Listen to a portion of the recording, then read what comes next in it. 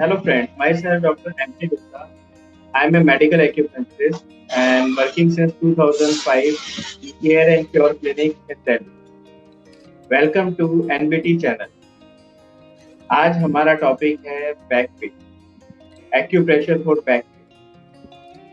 देखिए, back pain तो एक कॉमन समस्या हो गई है।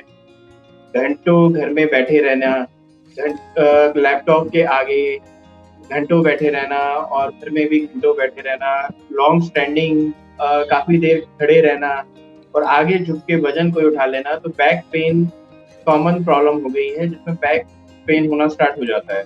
बैक पेन भी कई तरीके का होता है, जैसे खाली अगर बैक में पेन है, बैक में स्टिफनेस है या फिर स्लिप डिस्क की प्रॉब्लम है जिसमें पेन बैक से लेके लेग्स तक चालू हो जाता है।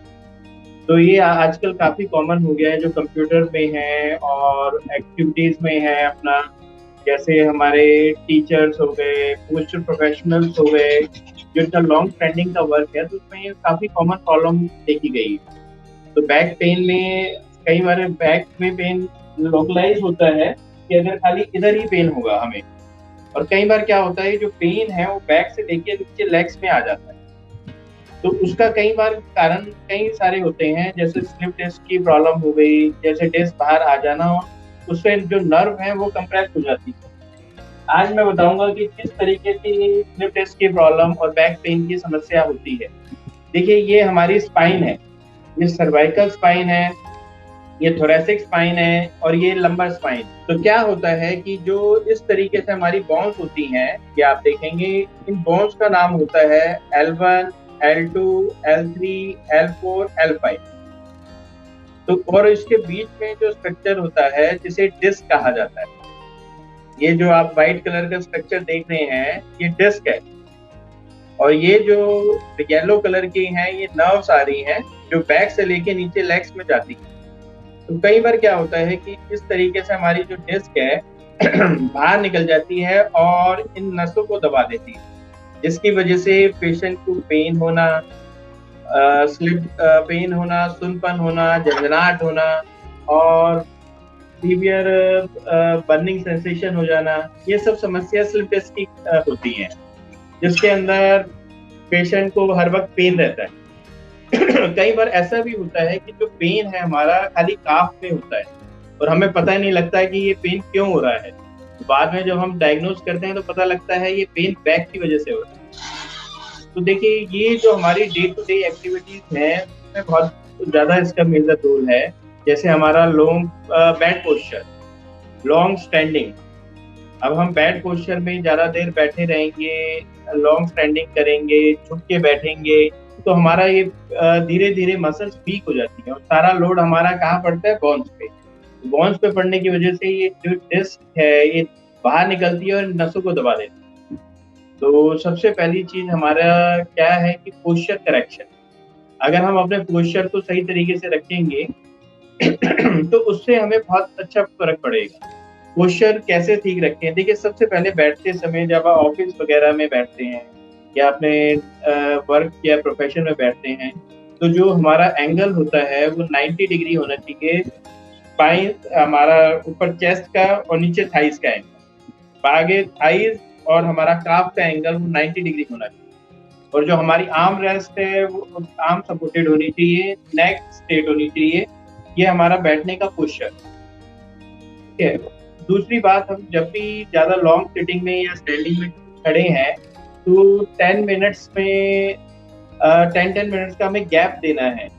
मतलब आपने आधा घंटा बैठे और 10 मिनट का उसमें गैप दी, उससे क्या है कि कंप्रेशन नहीं होगा आपको डिस्क पे और प्रॉब्लम आगे नहीं बढ़ेगी। तो अब इसमें तीसरा क्या है कि एक्सरसाइजेस, हमें अपने रूटीन में कम से कम 10 मिनट्स की एक्सरसाइज डेली करनी, जिसमें हम क्या करेंगे, जैसे स्टैंडिंग एक्सरसाइजेस करेंगे, बैक एक्सटेंशन एक्सरसाइज करेंगे, या फिर इसमें भुजंग आसन, मकर आसन और स्टैंडिंग एक्सरसाइजेस पे फोकस करें। तो 10 मिनट हमें एक्सरसाइजेस, स्ट्रेंथनिंग और स्ट्रेचिंग एक्सरसाइजेस की नीड।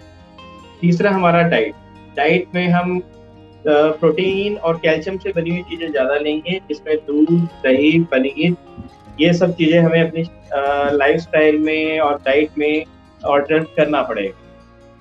अब मैं आगे बढ़ूंगा कुछ ऐसे पॉइंट्स जिससे हम hand to hand back pain को गायब कर सकते हैं। उसमें हमारे कुछ पॉइंट्स हैं जो घर बैठे बैठे आप उसको दबा के अपने बैक पेन में राहत पा सकते हैं।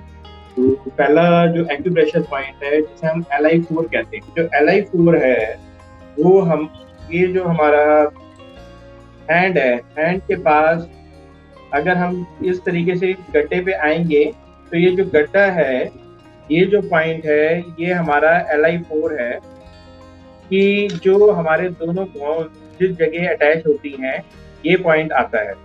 तो इसको प्रेस कैसे करना है? इसको हमें थंब से प्रेस करना है। थंब से इस तरीके से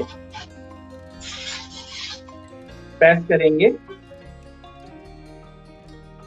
इसे 10 टाइम्स प्रेस करना है एक बारी में, या फिर इसको सर्कुलर मोशन में दबा सकते हैं इस तरीके।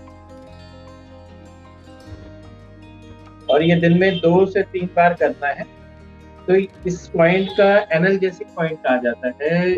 आप जैसे एलोपैथिक दवाइयां लेते हैं और पेन किलर्स वगैरह लेते हैं, तो अगर इस पॉइंट में कहीं भी पेन है बॉडी में, अगर इस पॉइंट को हम दबाते हैं तो इमीडिएट आपको पेन कम हो जाता है। आप करते करते ही, अगर मूवमेंट करते करते ही इस पॉइंट को दबाएंगे तो ये पेन इमीडिएट कम हो जाएगा। और जो सेकंड पॉइंट है वो है SI3।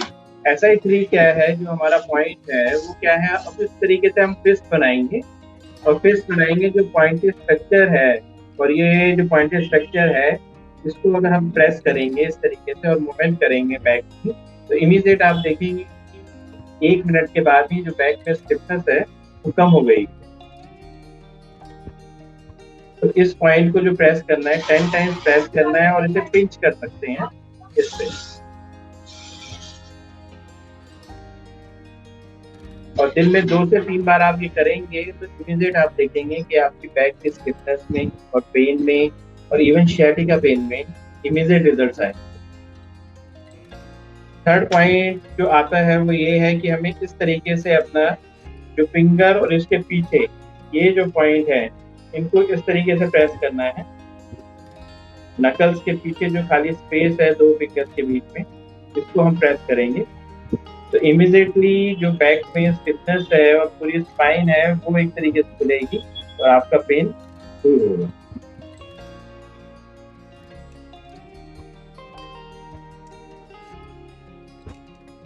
इसके अलावा हम कुछ करते हैं क्लिनिक पे, एक्यूपंक्चर ट्रीटमेंट किया जाता है जिसमें हम कुछ निडल्स यूज करते हैं इस तरीके से, जो कि हम कुछ पॉइंट्स पे लगाते हैं।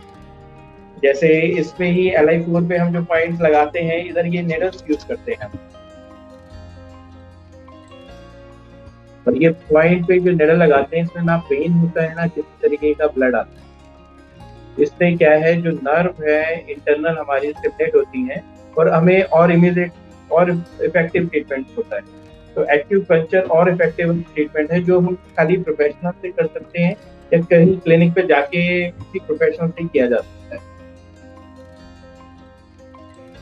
इसके अलावा अधिक कोई भी जानकारी के लिए और आगे कुछ भी आप समझना चाहें, उसके लिए आप नीचे दिए गए फ़ोन नंबर पे संपर्क कर सकते हैं या कमेंट बॉक्स में आप डाल सकते हैं। और अगर ये वीडियो आपको ठीक लगा हो तो आप इसको लाइक करें और शेयर करें।